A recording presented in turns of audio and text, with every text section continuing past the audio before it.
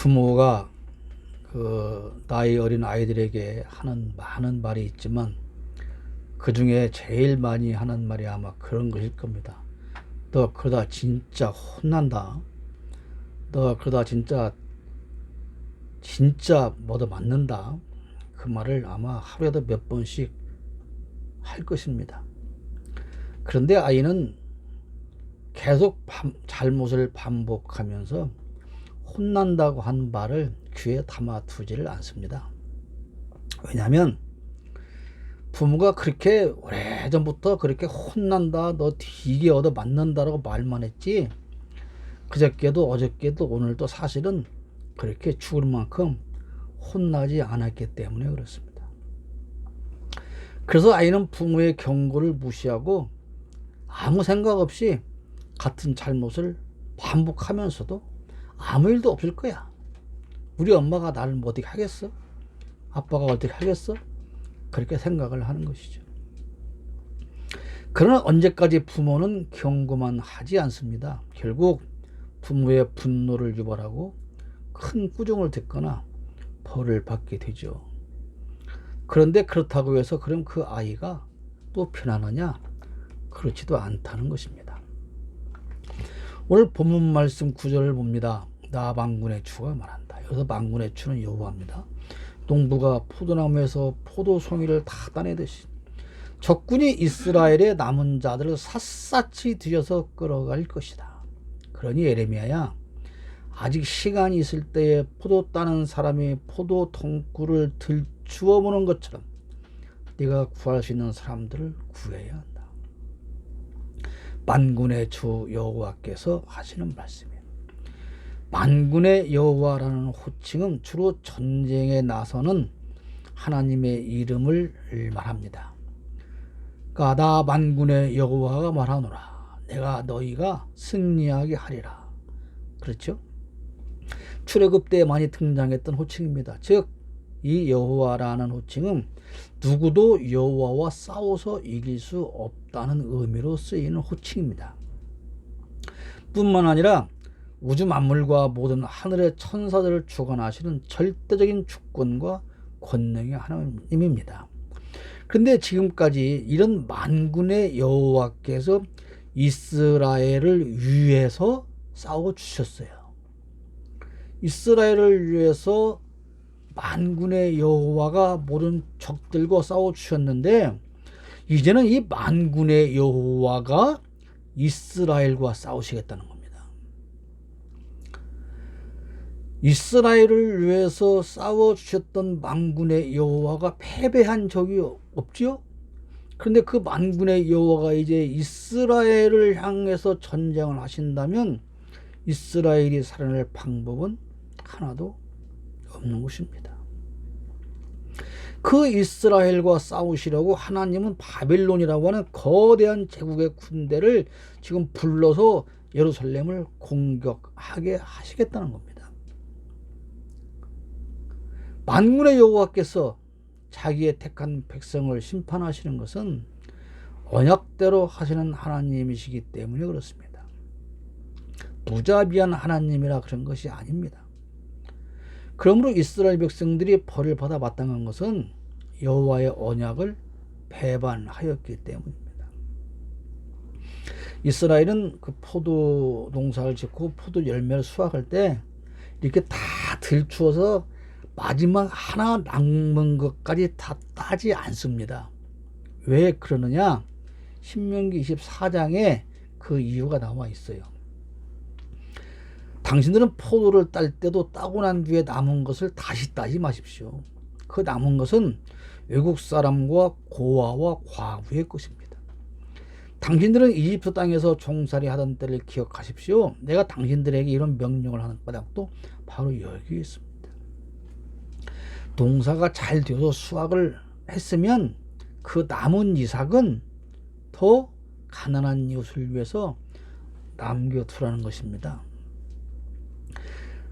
왜냐하면 너희들이 이집트에서 종 되었던 때 그때를 잊지 말고 기억하며 하나님의 은혜를 되돌아보며 되새기며 너희가 종 되었던 그 종살이 하던 때와 같이 지금 힘들게 살아가는 사람들을 외면하지 말라는 말입니다. 그렇게 종되었던 이스라엘 백성들이 이집트에서 약속의 땅으로 돌아온 것은 오직 하나님의 언약적인 사랑이 있었기 때문입니다. 그러므로 하나님의 긍휼을 잊지 말라 이 말이에요. 하나님께서 너희가 잘해서 그런 게 아니라, 그런 것이 아니라 종 되었던 너희를 하나님께서 사랑하셔서 하나님의 긍휼로 너희를 이렇게 인도하셔서 추수할 수 있는 은혜를 주셨으니 그 곡식을 거둘 때 땅에 떨어진 곡식도 줍지 말고 포도 송이에 남은 나무에 남은 포도 알도 남겨두고 올리브도 한번 털었으면 남은 거 다시 살펴보지 말고 그렇게 샅샅이 뒤지 말고 남겨두라고 하였습니다. 그런데 하나님이 명령하신 긍휼은 간데없고 이스라엘 전체가 다 탐심이 가득하였습니다. 샅샅이 뒤져서 포도알 하나까지도 지금 챙기고 있는 거예요. 땅에 떨어진 나달 하나까지도 다 챙기는 거예요. 왜? 자신들을 위해서, 욕심을 채우기 위해서. 근데 농산물의 수확에서만 탐심이 나온 것이 아니라 백성 전체가 자기 이익을 얻기 위해서 고아의 송사를 공정하게 하지 않고 가난한 자들의 재판에서 공정하게 판결하지 않았습니다. 선지자들은 거짓을 예언하고 제사장들은 자기 권력으로 다스리는데 하나님의 백성이라는 자들이 그것을 보고 좋게 여기고 있다는 거예요. 이러한 예루살렘에게 벌을 받아 마땅하다는 말씀입니다. 그 벌로 인해서 적들이 쳐들어와서 포도를 한 알도 남기지 않고 샅샅이 따 버리는 것처럼 너희 백성들을 샅샅이 뒤져서 한 병도 남기지 않고 다 끌어가겠다 그 말입니다. 그런데 선지자들이 하나님의 이 심판 소식을 전하고 있지만 그와 동시에 구원의 소식도 함께 담고 있습니다. 우리가 그러죠. 앞에서 말한 것처럼 또 그렇게 말한다 면 혼난다. 또 진짜 너도 맞는다. 또 쫓아낸다. 그런데 그렇게 끝나는 것이 아니라 그렇지만 지금이라도 잘하면 용서받을 수 있어 라고 두 가지 메시지를 동시에 주는 것과 똑같은 거예요. 선지자들이 하나님의 심판 소식을 전하지만 동시에 구원의 소식이 또 함께 담고 있는데 심판을 예고하는 이유는 멸망시켜 버리기 위한 것이 아닙니다. 그 심판의 경고를 듣고 한 사람이라도 회개하는 사람이 있다면 그들을 구원해 내시기 위한 것이죠. 그러므로 심판의 소식이 들리는 중에는 역설적으로 아직은 구원의 소망이 있다는 거예요. 또 혼난다 이렇게 말할 때는 오히려 아이에게 기회가 있다는 겁니다. 그런데 심판의 소식도 전해지지 않는다면 그것이야말로 진짜 심판인 거예요. 심판의 소식에서 구원의 소식이 함께 있다는 말씀이 바로 9절의 오늘 본문의 말씀입니다. 9절의 앞부분은 적들이 쳐들어와서 포도를 샅샅이 거두어들이듯이 포로 잡아간다는 말씀입니다. 그런데 9절 후반부는 에레미야에게 적들이 남은 자를 다 잡아가기 전에 그들이 포도농구를 들추어 부듯이 네가 먼저 포도농구를 들추어 부면 한 사람이라도 남은 자를 구해내라 라고 하는 말씀인 것입니다. 그러므로 심판의 소식에도 항상 구원의 소식이 담겨 있죠. 적군이 와서 샅샅이 다 포로로 잡아가기 전에 예레미야는 먼저 샅샅이 뒤져서 구해내야 할 일을 사명으로 받았다는 것입니다. 여러 번 말씀드리지만 지금 한국 교회는 위기에 빠져 있습니다. 마치 예레미야 시대에 하나님의 경고를 받는 것과 같습니다.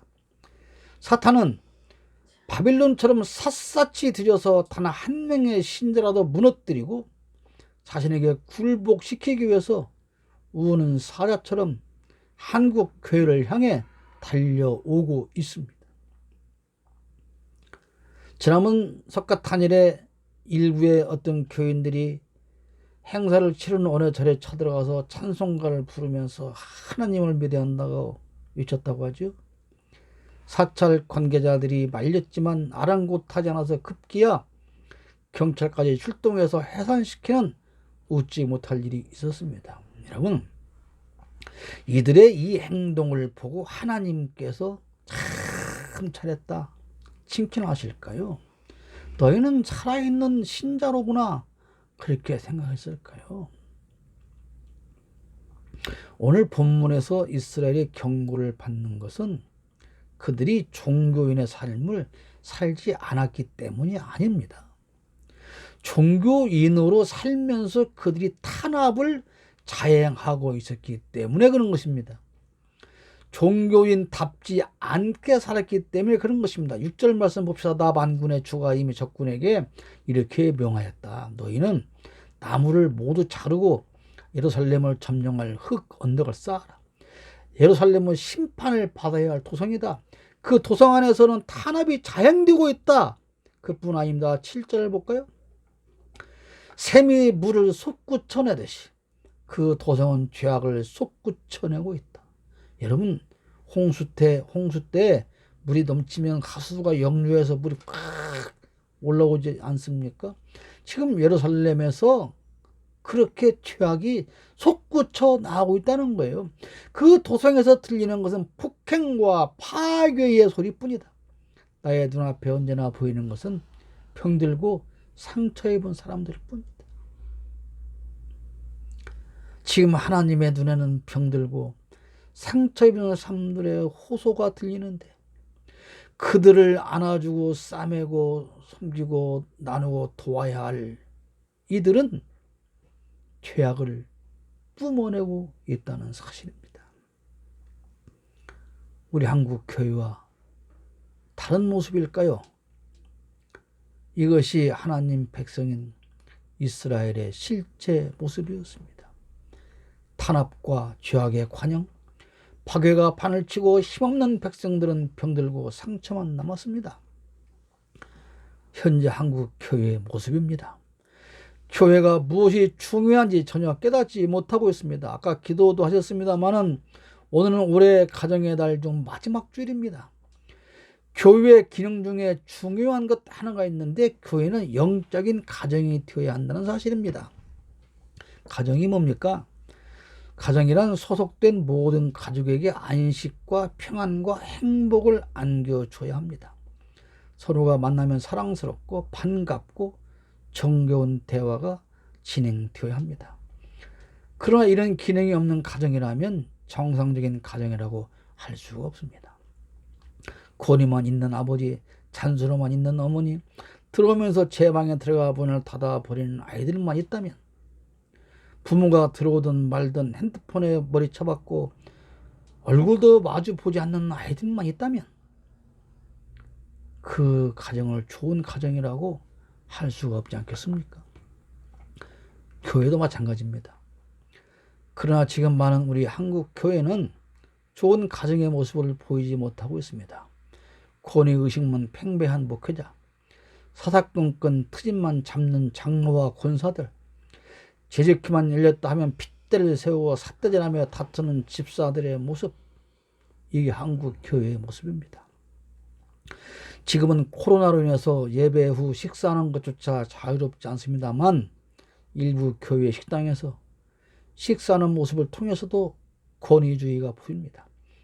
성도들은 식판을 들고 자유배식을 하지만 목회자나 장로들은 이미 상이 잘 차려져 있는 것이 대부분입니다. 제가 어떤 큰 교회에 다닐 때 협동 목사라는 사람이 목회자들과 장로들이 앉아있는 상에 차려진 거기에 앉지 않고 식판을 들고 줄 섰더니 앞에 섰던 많은 성도들이 아유 목사님 저리 가시지요, 아니면 맨 앞으로 오시지요 그럽니다. 아닙니다. 그 식판에 배식을 해서 권사님들이 앉아있는 걸로 가니 권사님들이 식사하다가 다 멈춥니다. 어쩔 줄을 모릅니다. 이거는 바른 교회의 모습이 아닙니다.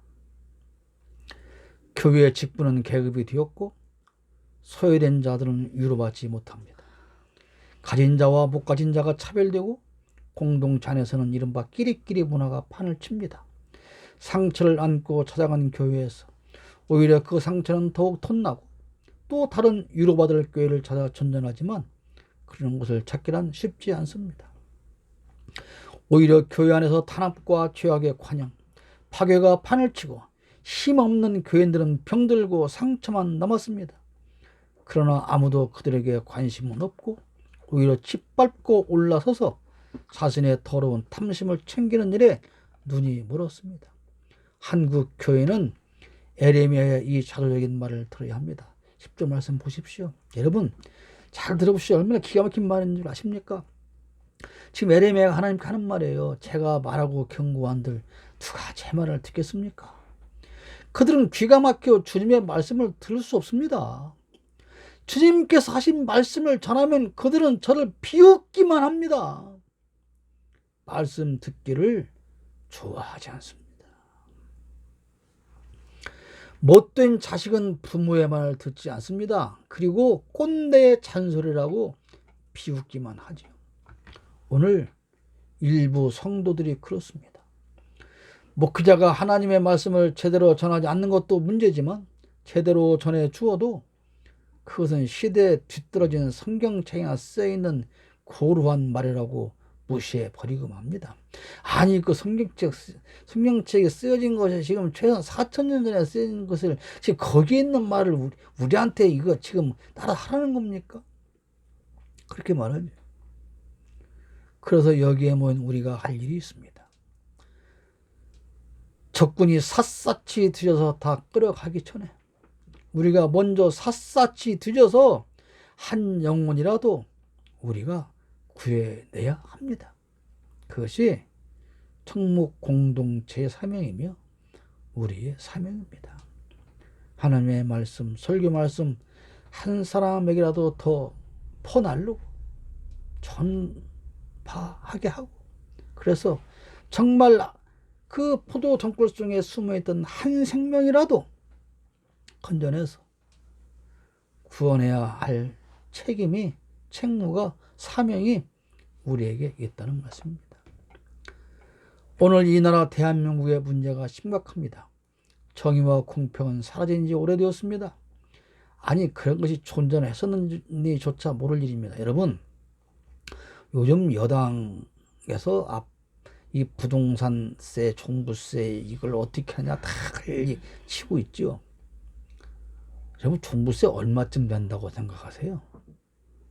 네? 진짜 한번 생각해 보세요. 나는 종부세 수천만 원 내는 줄 알았어요. 우리나라 인구 중에 2%도 안 되는 사람이 종부세를 내는데요. 그 중에 30-40%가 내는 종부세가 1년에 얼마인 줄 아세요? 38,000원이에요.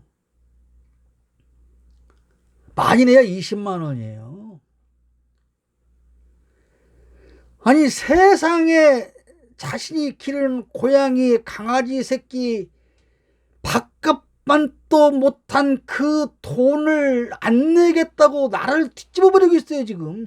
그랬더니 그것을 또 거기 그거 안 깎아주면 큰일 나서 내년에 정권 창출 못한다고 지금 여당은 아주 절절매고 질질 끌려다니고 있어요. 기가 막힌 일입니다. 기가 막힌 일이에요.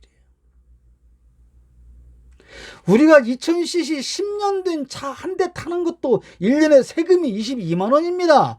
9억짜리 12억짜리 아파트 가지고 1년에 38,000원 더 내는 세금 때문에 나라가 지금 흔들리고 있어요. 기가 막힌 일이에요.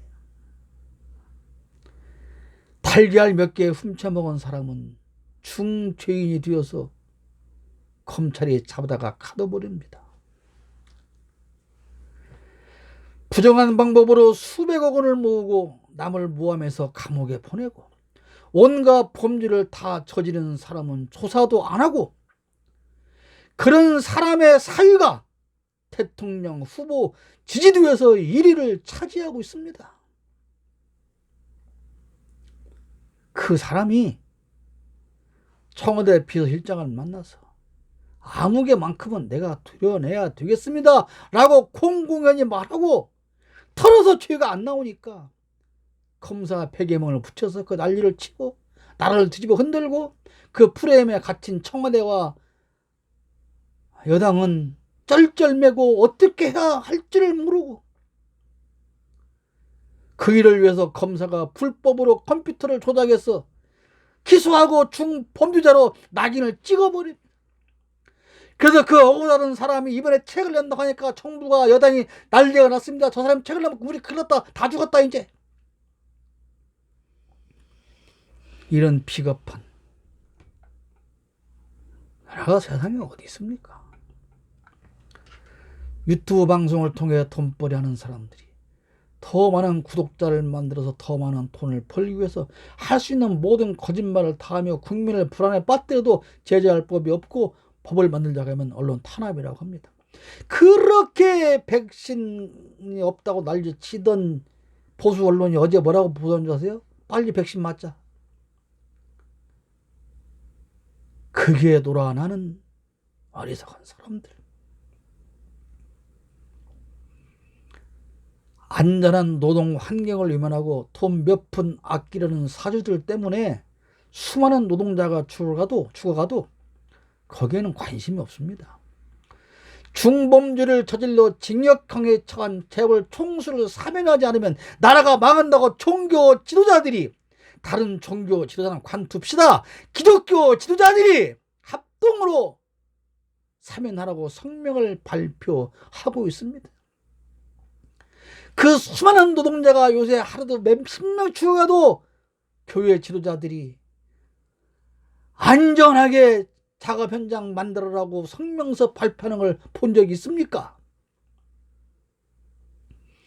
곰팡이 가득한 반지하방에서 한 평밖에 안 되는 밀폐된 고시원에서 살아가는 사람들, 그것조차도 구하지 못하는 불쌍한 사람들에 대한 관심은 없습니다.